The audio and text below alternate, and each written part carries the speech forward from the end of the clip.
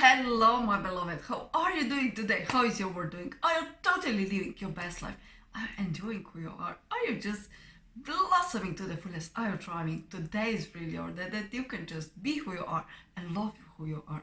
And today we are reading together A Course in Miracles, and it's our lesson 121. Forgiveness is the key to happiness. Here is the answer to your search for peace. Here is the key to meaning in a world that seems to make no sense. Here is the way to safety in apparent dangers that appear to threaten you at every turn and bring uncertainty to all your hopes of ever finding quietness and peace. Here are all questions answered. Here, the end of all uncertainty ensured at last.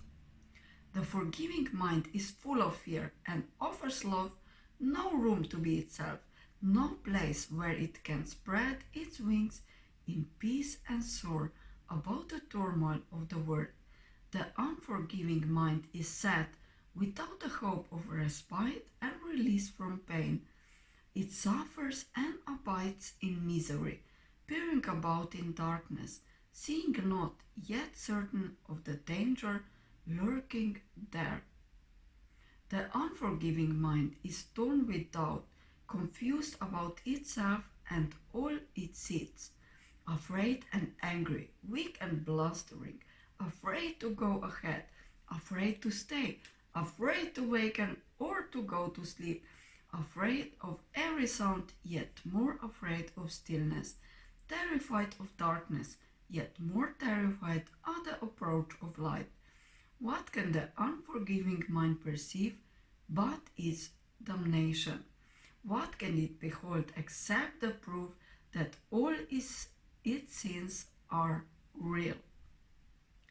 The unforgiving mind sees no mistakes, but only sins. It looks upon the world with sightless eyes and shrieks as it beholds its own projections rising to attack its miserable parody of life. It wants to live, yet wishes it were dead. It wants forgiveness, yet it sees no hope. It wants escape, yet can conceive of none because it sees the significant sinful everywhere. The unforgiving mind is in despair without the prospect of a future which can offer anything but more despair. Yet it regards its judgment of the world as irreversible and does not see it has condemned itself to this despair. It thinks it cannot change, for what it sees bears witness that its judgment is correct. It does not ask because it thinks it knows. It does not question, certain it is right. Forgiveness is acquired. It is not inherent in the mind, which cannot sin. A sin is an idea you taught yourself.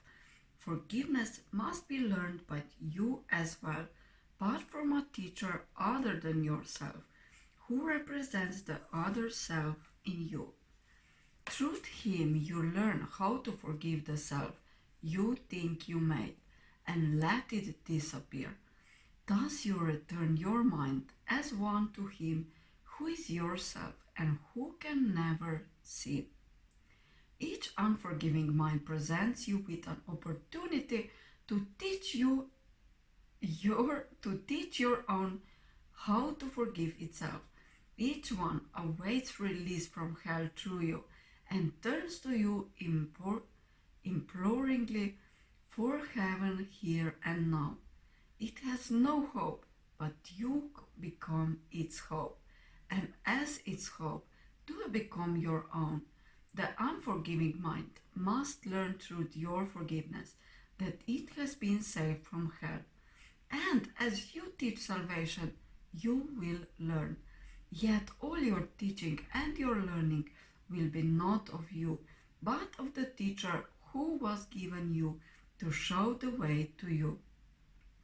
Today we practice learning to forgive. If you are willing, you can learn today to take the key to happiness and use it on your own behalf. We will devote 10 minutes in the morning and at night another 10 to learning how to give forgiveness and receive forgiveness too. The unforgiving mind does not believe that giving and receiving are the same. Yet we will try to learn today that they are one through practicing forgiveness toward one whom you think of as an enemy and one whom you consider as a friend. And as you learn to see them both as one, we will extend the lesson to yourself and see that their escape included yours. Begin the longer practice periods by thinking of someone you do not like, who seems to irritate you or to cause regret in you if you should meet him, one you actively despise or merely try to overlook. It does not matter what the form your anger takes. You probably have chosen him already.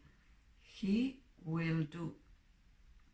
Now close your eyes and see him in your mind and look at him a while. Try to perceive some light in him somewhere, a little gleam which you had never noticed. Try to find some little spark of brightness shining through the ugly picture that you hold of him. Look at this picture till you see a light somewhere within it, and then try to let this light extend until it covers him and makes the picture beautiful and good. Look at this changed perception for a while and turn your mind to one you call a friend. Try to transfer the light you learned to see around your former enemy to him. Perceive him now as more than friend to you, for in that light His holiness shows you your Savior, saved and saving, healed and whole. Then let him offer you the light you see in him, and let your enemy and friend unite in blessing you with what you gave. Now are you one with them, and they with you. Now have you been forgiven by yourself. Do not forget throughout the day the role forgiveness plays in bringing happiness to every unforgiving mind, with yours among them. Every hour tell yourself, forgiveness is the key to happiness. I will awaken from the dream that I am mortal, fallible and full of sin, and now I am the perfect Son of God. Lesson 121. Forgiveness is the key to happiness. Forgiveness is the key to happiness. So that was our lesson for today from A Course in Miracles. Have a beautiful day. Enjoy really who you are, blossom to the fullest, and just express your inner beauty outside. Have a lovely day. Bye.